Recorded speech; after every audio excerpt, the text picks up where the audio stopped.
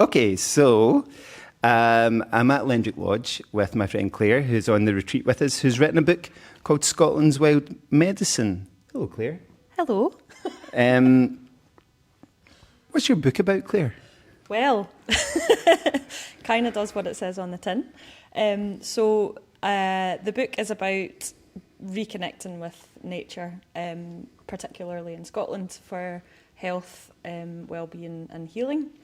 I wrote the book with my co-author Lilia, who wrote the sections on breathwork and kind of nature reconnection, the elements, cold water immersion, all these kind of tips and tricks that you can do.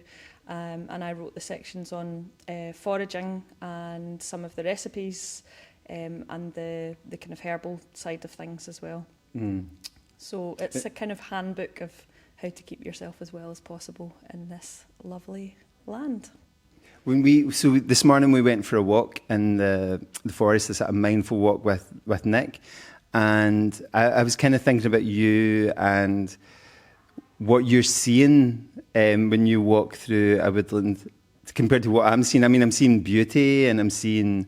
I saw this beautiful red robin this morning, but I was like, I bet you Claire's seeing like food and medicine and nature's way of supporting us in life. So is there anything specific you noticed this morning? I know you shared a couple of things with me when we were out, but... Yeah, it's funny you should say that, because I do see all those things like nature and the beauty and the colours and, you know, notice the elements. But you can't help but have that knowledge when you've been kind of learning about it and immersed in it for years of, I can eat that, or, you know, I can make medicine out of this. Or that's going to get me really high. No. Didn't see any of that kind of thing this morning. Okay. But yeah, there were some kind of bracket fungi on some of the trees. So actually a couple of people... What's bracket fungi? So it's just the way that they grow. It's in a bracket shape. So there was one, which is the artist bracket. So that's Ganoderma applanatum. And it's called the artist bracket because it's got kind of white underside. It's quite a hard fungus. You'll have seen it around. I think I've seen it. I think I touched that this morning, actually. Possibly, yeah. And it's kind of sticking out like a disc out of the tree. Yeah. So if anybody's heard of the medicinal mushroom reishi, it's related to reishi. So it's a kind of native species of reishi. And you can actually draw on the underside of it. So when you run your finger or a stick or something like that along the underside, you can see where the marks that you've left. Okay. So that was there. There was some birch polypore, which is another medicinal mushroom. And we talked about the old man's beard lichen as well. You said, you looked at my beard and said, you've got an old man's beard. This is a young man's beard. Yeah, that's a middle-aged person. Middle-aged man's beard, okay. So yeah, there's medicinal lichens in the woods there as well. But often what people say to me after they've been on a foraging walk with me is, oh, I used to go through the woods and I would just see green, or I would just see trees, and now I see individual plants and I can pick out the food and the medicine and, you know, all the different individual parts rather than just a massive plant material. So it just, yeah, once you get to know each plant individually, you start to kind of see things in a different way. Mm. And so obviously to build up that body of knowledge is not like something you do in a day. Do you mind sharing a bit about your background in terms of how you learned about the things that are available in Scotland's woodlands? Yeah, so when I first left school, I trained as a chef, and my first love was always food. I've always loved cooking and eating. And so I always kind of had that interest in making concoctions. But I kind of I worked in catering for 3 or 4 years and kind of realised that it was quite a stressful environment and very high pressure, quite intense, and probably came to the realisation that I didn't really want to be spending my life in that environment, and eventually decided to retrain in herbal medicine. But there's quite a crossover between, as you know, food and medicine.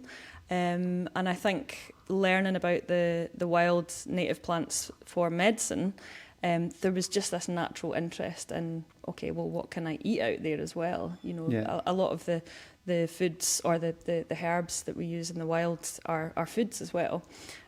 So yeah, it just all kind of ended up kind of coming hand in hand. So when you're learning about the medicinal plants, you're obviously learning identification. You're out there trying to put your skills into practice, and you just inevitably end up kind of, well, I end up with my curious mind. Yeah. I mean, I think it's like, it's really, you know, my teacher says that you can sum up Ayurveda, which is kind of like the Indian health practice, in one word, which is diet, you know. Yeah. And if you look at Hippocrates, you know, he says, let food be thy medicine and thy medicine be thy food, right? So, like, it's crazy that we aren't more aware of the food that's available to us just in the land we live in, and it's not this packaged, processed, chemical garbage that we see in the supermarkets, you know. Absolutely. I mean, it's fundamental to me, you know, if we're eating things that we've foraged or grown from the land, you know, because essentially, you know, human beings are nature. We're part of nature. We're not something that is separate from it, even though our society very much kind of removes us from nature and from the land. You know, one of the ways that we can get back to that is by foraging or by growing our own food. So it's really fundamental to our health and our connection with the earth to do these practices.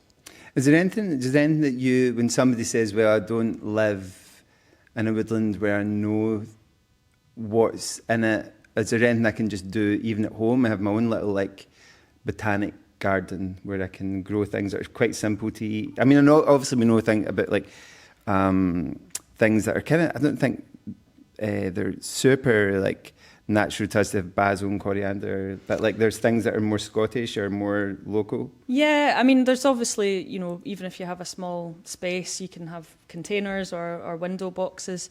Basil and coriander, for example, aren't native to the UK, but you can cultivate obviously a wide range of culinary herbs even in small containers, so that's quite a nice way to start. Or, you know, even in parks in the city, there's food available there. A friend of mine used to do free foraging walks in Queen's Park in Glasgow, for example. And, you know, I know from previously living in Glasgow that there is food in the parks. We used to forage for blackberries when I was a child growing up. Yeah, there's blackberries beside me. Often a place where people will start is with brambles. So there is food to be found out there, and I know of many people that have had experiences of walking down the street and seen weeds struggling through cracks in the pavements, and kind of it's this metaphor for, you know, strength and, you know, overcoming adversity and things. So, yeah, and a lot of our kind of best medicines in the UK are really, really common weeds like nettles and dandelions and self-heal and all these kind of really common things. What was the last one? Self-heal. Self-heal. So it's quite a common weed, just being a useful plant growing in the wrong place. But it grows a lot in lawns or at the side of paths. I saw some in the woods at the side of the path today. Okay. So it's a plant that can be used either as a food or as a medicine. I've written about it in the book. It's got potent antiviral properties. Scotland's wild medicine. Available on my website. I'll put a link to Clare's website in the comments below, in the notes below too. Okay. So it's got a wide range of medicinal benefits, but can also just be eaten as a salad or something like that as well. So, yeah, so there's food and medicine everywhere, whether you're in a city or in the woods or by the seaside or, yeah. Yeah, amazing. Okay, so if people want to find out where you are and how to access you, and maybe we'll organise like a foraging walk in Glasgow for if there's people who get in touch and say they're interested. Your website is? West Highland Herbal. I'm on Facebook and Instagram as well. But yeah, I do a newsletter 4 times a year. I don't overwhelm people with info. So yeah, you can sign up to that on West Highland Herbal. Brilliant. Yeah. Great, that was super fascinating for me. We've got some of our friends who are on the retreat with us too. That was really great, wasn't it? really interesting to hear. I kind of want to like go foraging with Clare now. Great. So Let's do that. let's do it. Okay, thanks everybody.